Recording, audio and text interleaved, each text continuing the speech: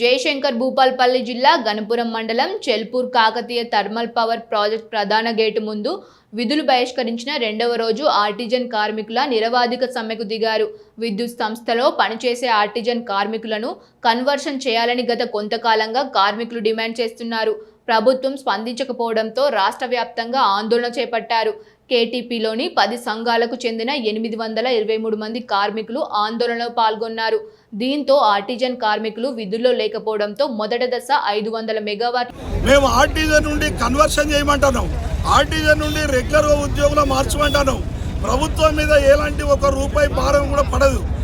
మాకేం లాభం అంటే మేము రెగ్యులర్ ఉద్యోగులతో రెగ్యులర్ అన్నీ వస్తాయి. మాకు ఒక కార్మికుడు ఈ 15-20 సంవత్సరాల లోపల చేసి రిటైర్మెంట్ అయ్యే సందర్భం లోపల ఒక శాల్వ ఉన్న ఒక దండేసి మాత్రమే పంపిస్తున్నాం.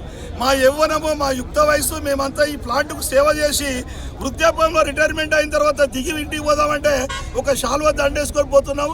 అది చాలా బాధాకరమైన విషయం. మాకు ఈపీఎఫ్ సీలింగ్ పెట్టిళ్ళు.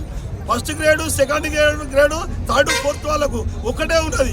ఈపీఎఫ్ సీలింగ్ కనుక ఎత్తివేయడం వల్ల మాకు బెనిఫిట్ జరుగుతుంది. కాబట్టి మా డిమాండ్ ప్రభుత్వం మీద ఆర్థిక పరిస్థితి పడకుండా కన్వర్షన్ చేసి విద్యార్హతలను బట్టి ఎవరికి విద్యార్హతలు ఆ విద్యార్హతలను బట్టి అందరినీ మేము రెగ్యులర్గా కన్వర్షన్ చేయాలని డిమాండ్ చేస్తున్నాం ఈ ప్రభుత్వాన్ని, యాజమాన్యాన్ని.